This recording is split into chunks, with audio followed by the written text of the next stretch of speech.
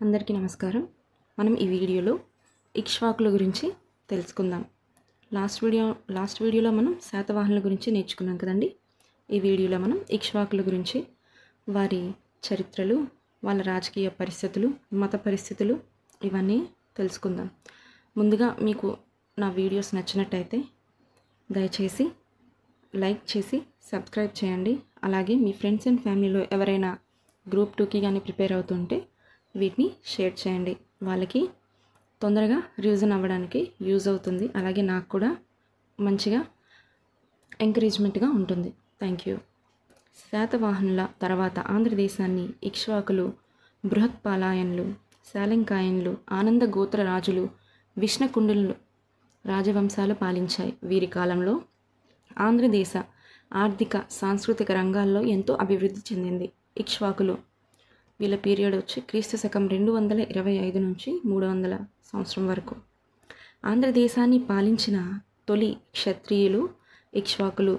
మొదటి శాంతమూలుడు వాసిష్ఠి శ్రీ డాంతమూలుడు అని పిలుస్తారండి. ఇతను కూడా శాతవాహనుల రాజుల నుంచి తల్లి పేరును ముందుగా పెట్టుకోవడం అనే ఆచారాన్ని తీసుకున్నారు. వీరి రాజధాని విజయపురి.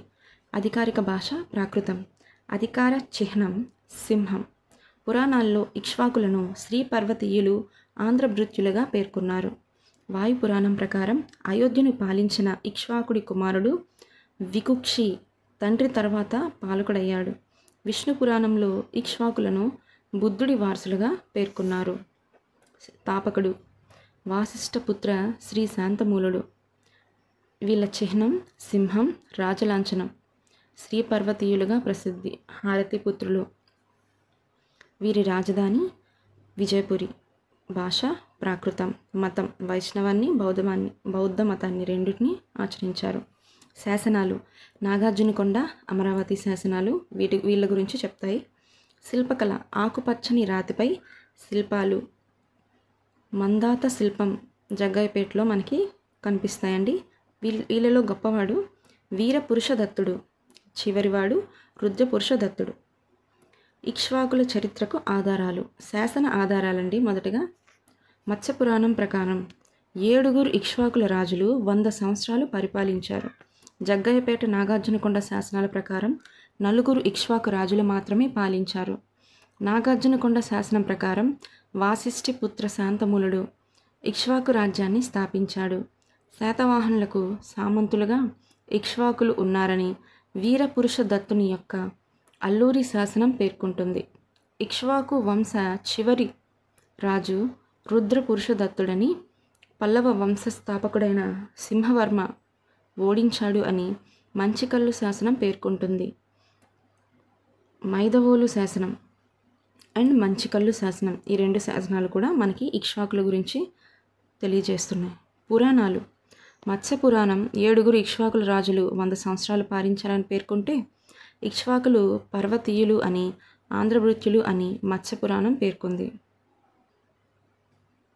ఇక్ష్వాకులు రాకుమారులు దక్షిణ ప్రాంతానికి వచ్చి రాజ్యాలు స్థాపించారని విష్ణు పురాణం పేర్కొంటుంది.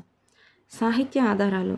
ధర్మామృతం జైన కావ్యమైన ధర్మామృతం ఇదొక కన్నడ గ్రంథం అన్నమాట. దీనిని న్యాయసేనుడు 11వ శతాబ్దంలో రచించాడు. ఇందులో కూడా మనకి ఇక్ష్వాకుల గురించి తెలియజేస్తున్నారు. వీళ్ళ వంశం ఇక్ష్వాకులు తాము బుద్ధిని వంశానికి చెందిన వారిని నాగార్జునకొండ శాసనంలో ప్రకటించుకున్నారు. విష్ణు పురాణం జైన ధర్మామృతం ప్రకారం ఇక్ష్వాకు రాకుమారులు దక్షిణ ప్రాంతానికి వచ్చి రాజ్యాలు స్థాపించారు అని చెప్పుకున్నారు. ఇక్ష్వాకు పాలకులు.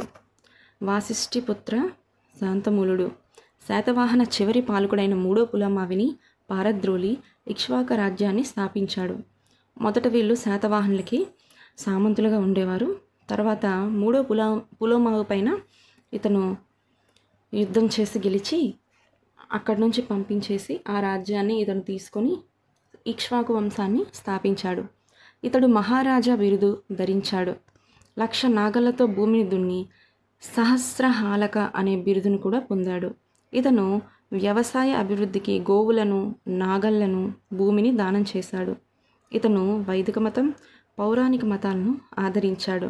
ఇతను కార్తికేయుని మహాసేన విరూపాక్షిని, కార్తికేయుడు అంటే మనకు తెలుసు శివుడి యొక్క కుమారుడు, అలాగే మహాసేన విరూపాక్ష అంటే కూడా శివుడు, వాళ్ళిద్దరు భక్తుడనమాట. ఈయన అశ్వమేధ వాజపేయ యాగాలు నిర్వహించాడని ఇతని కుమారుడు వీరపురుషదత్తుని శాసనాల వలన తెలుస్తుంది.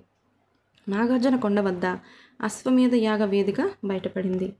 వీరపురుషదత్తుడు ఇతను శైవ మతంను ద్వేషించినట్లు శివలింగాన్ని తొక్కుతూ ఉన్నట్టుగా ఉన్న మాంతాత శిల్పం కృష్ణా జిల్లాలోని జగ్గయ్యపేటలో బయలుపడింది. అంటే శివలింగాన్ని కాలుతో తొక్కుతూ ఉన్నట్టుగా ఒక చెక్కడం అనేది బౌద్ధ విహారాల వద్ద మనకి ఒకటి కనిపిస్తుంది కృష్ణా జిల్లాలో. ఇతను బౌద్ధమును ఆదరించాడు. ఇతని కాలాన్ని ఆంధ్రాలో బౌద్ధమత స్వర్ణయుగంగా పేర్కొంటారు. ఇతన్ని దక్షిణాది అశోకుడని అంటారు. ఇతని కాలంలో శ్రీపర్వతం నాగార్జున కొండగా మహాయానంకు గొప్ప పుణ్యక్షేత్రంగా మారింది. ఇతని కాలంలో శ్రీపర్వత విశ్వవిద్యాలయం స్థాపించబడింది. అంటే నాగార్జున యూనివర్సిటీ స్టార్ట్ అయ్యిందని చెప్తారనమాట. మహాభారతంలో మొట్టమొదటి బౌద్ధ విశ్వవిద్యాలయం శ్రీపర్వత విశ్వవిద్యాలయం నాగార్జున కొండలో ఆచార్య నాగార్జునుడు స్థాపించిన ఈ విశ్వవిద్యాలయం అప్పుడు చాలా ఫేమస్ అన్నమాట. భారత్లో అత్యంత ప్రాచీనమైన విశ్వవిద్యాలయం తక్షశిల.